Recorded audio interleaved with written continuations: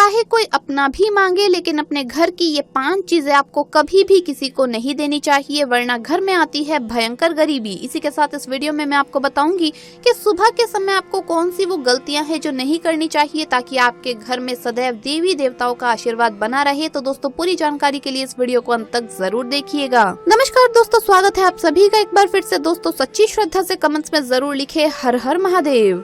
दोस्तों, कोई कितना भी बोले, सूर्यास्त के बाद आप अपने रसोई घर की ये चीज भूल कर भी किसी को ना दें। अगर किसी को देना बहुत जरूरी हो तो आप उसे अपने पास से खरीद कर दे देना, लेकिन अपने रसोई घर की ये चीज किसी को भी मत देना, नहीं तो इन चीजों के साथ साथ घर की लक्ष्मी भी हमेशा के लिए चली जाएगी। ये चीजें अगर घर में ही रहे तो अच्छा है। दोस्तों, हर किसी के घर में खाना बनाने के लिए एक जगह बनाई जाती है, जिसे घर की रसोई घर कहा जाता है। किसी भी घर में रसोई घर का एक अलग ही महत्व है। आप ऐसा कह सकते हैं कि एक घर की जान रसोई घर में बसती है। लेकिन रसोई घर से जुड़ी कुछ ऐसी गलतियां हैं जिन्हें व्यक्ति को भूलकर भी नहीं करना चाहिए, वरना इससे आपको गरीबी का सामना करना पड़ सकता है।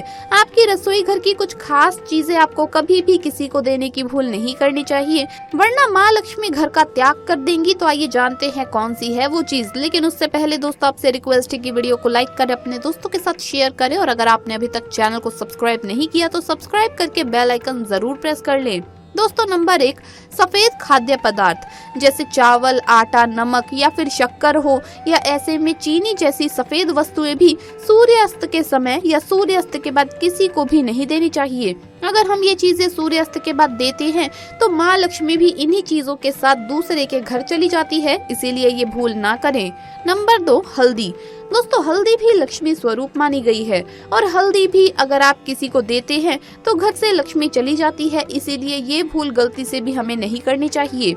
नंबर 3, दोस्तों, इस बात का आपको खास ख्याल रखना चाहिए कि आपके रसोई घर का चकला, बेलन, तवा कभी भी किसी को नहीं देना चाहिए, क्योंकि अगर हम ये चीजें किसी को दे देते हैं तो आपका भाग्य भी उस बेलन चकले के साथ आपके घर से चला जाएगा, क्योंकि इन चीजों से माँ लक्ष्मी का वास जुड़ा है।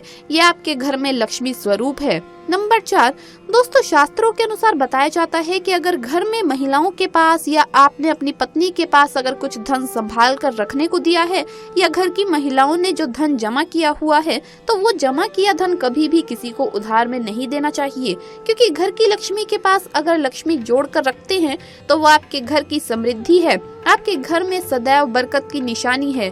तो दोस्तों, इसीलिए वो लक्ष्मी कभी भी किसी को उधार में ना दें। जिस घर की बहू धन को सदैव जोड़ती है तो माँ लक्ष्मी उसकी झोली में, उसके हाथों में, दोनों हाथों से धन की वर्षा करती है। ऐसी बहू, ऐसी महिला घर के लिए लकी होती है। नंबर 5, दोस्तों, शास्त्रों के अनुसार कहा गया है कि जो झाड़ू हम अपने घर में लगाते हैं वो झाड़ू कभी भी दूसरों को नहीं देना चाहिए। अगर पुराना हो गया हो तो आप किसी नदी में प्रवाहित कर दें। झाड़ू को लक्ष्मी स्वरूप माना गया है। लक्ष्मी पूजा के दिन आप सभी ने लक्ष्मी पूजा के साथ झाड़ू पूजा भी जरूर की होगी, क्योंकि दोस्तों, लक्ष्मी जी का वास झाड़ू में माना जाता है। आपको बता दें कि हमारे हिंदू परंपरा में हमेशा ही शास्त्रों में बताया गया है कि झाड़ू लक्ष्मी जी का स्वरूप है। इसीलिए हमारे घर के बुजुर्ग लोग कहते हैं कि अगर झाड़ू को पैर लगाया जाए तो तुरंत क्षमा मांग लेनी चाहिए। घर की झाड़ू किसी को दान में नहीं देनी चाहिए, या दूसरे के घर की झाड़ू भी अपने घर में कभी भी इस्तेमाल नहीं करनी चाहिए।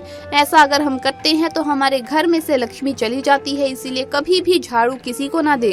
दोस्तों, आचार्य चाणक्य हो या फिर गरुड़ पुराण हो या किसी भी उपनिषद को उठाकर देख लीजिए, कुछ न कुछ कार्यों के बारे में बताया गया है कि अगर आप रोज सुबह के समय इस प्रकार का कार्य करते हैं तो समझ लीजिए कि आप अपने दैनिक जीवन के साथ साथ महीना, सप्ताह, साल और अपने संपूर्ण जीवन को भी खराब करने का कार्य कर रही हैं। इसीलिए आपको ऐसे कार्य करने से बचना चाहिए, वो भी खास सुबह के समय। दोस्तों, सुबह के समय कई व्यक्तियों की आदत होती है कि तुलसी के पत्ते तोड़ लेते हैं।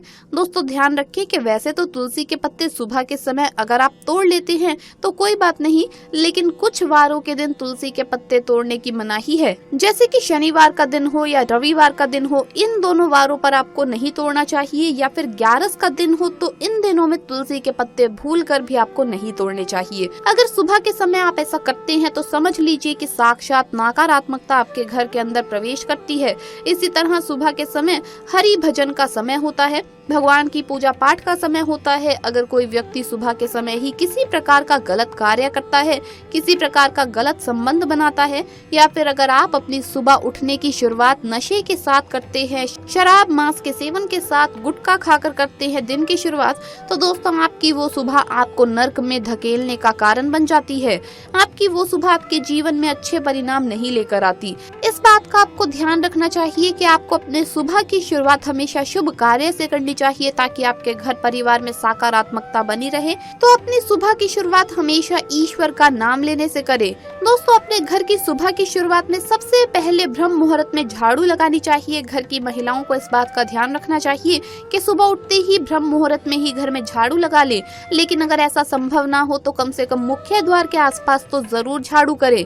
पूरे घर की साफ सफाई आप सुबह के समय कर ले तो बहुत ही ज्यादा शुभ है, आपको कई गुना प्रभाव देने वाला है। आपके जीवन में हर प्रकार का सुख आने का ये बड़ा संकेत माना जाता है। तो इस बात का आपको जरूर ध्यान देना चाहिए कि सुबह उठते ही आपको घर में झाड़ू जरूर लगानी चाहिए। साथ ही दोस्तों रोज सुबह जो व्यक्ति तुलसी माता को जल अर्पित करता है उसके जीवन में कभी भी कंगाली देखने को नहीं मिलती। उसे अपने आप ही हर सुख प्राप्त हो जाता है और देखते ही देखते उस व्यक्ति के जीवन के अंदर की जो दरिद्रता नामक चीज होती है वो चली जाती है।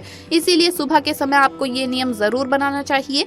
सुबह के समय अगर कोई व्यक्ति माता तुलसी को जल अर्पित करता है, माता तुलसी की नियमित पूजा पाठ करता है, उस घर के अंदर लक्ष्मी का वास होता है। उस घर का कोई भी बाल बाका नहीं कर पाता। इसीलिए सुबह की शुरुआत माता तुलसी को जल देने के साथ करें। इसी तरह दोस्तों अगर आप चाहते हैं कि आपका मान सम्मान बढ़े, सूर्य आपकी कुंडली में मजबूत हो, तो आपको आपकी सुबह की शुरुआत भगवान सूर्य देव को जल अर्पित करने के साथ करनी चाहिए। अगर आप भगवान सूर्य देव को जल अर्पित करने के साथ अपने सुबह की शुरुआत करते हैं तो आप देखेंगे कि किस प्रकार आपके घर में खुशियां आने लगेगी, आपके घर में धन आगमन होने लगेगा और धन के मामलों में आपको कभी भी किसी भी अन्य व्यक्ति का साथ या इंतजार नहीं करना पड़ेगा, क्योंकि जो व्यक्ति सूर्य को जल देता है उसकी कुंडली अपने आप खिल जाती है और उसकी कुंडली में बरकत देखने को मिलती है। इसी तरह पूर्णिमा, अमावस्या, एकादशी ये तिथियां ऐसी है कि अगर आप इस दिन सुबह के समय अपने घर के द्वार पर एक स्वास्तिक का निर्माण करते हैं तो वो आपके घर से दरिद्रता दूर लेकर जाता है और आपके घर के अंदर दरिद्रता के स्थान पर धन बस जाता है और ऐसा प्रतीत होने लगता है कि सभी सकारात्मक शक्तियां आपके घर में निवास करती है। अगर आपको लगता है कि आपके घर में किसी भी प्रकार की कोई नकारात्मक शक्ति है, कोई वास्तु दोष है या आपके ग्रह की स्थिति बिगड़ी हुई है, तो अमावस्या, एकादशी या पूर्णिमा इन दिनों में अपने घर के मुख्य द्वार पर या अपने घर के पूजा घर में सुबह के समय स्वास्तिक का निर्माण करें तो सारी बाधाएं अपने आप ही चली जाएंगी। इस स्वास्तिक का निर्माण आपको कुमकुम से करना है।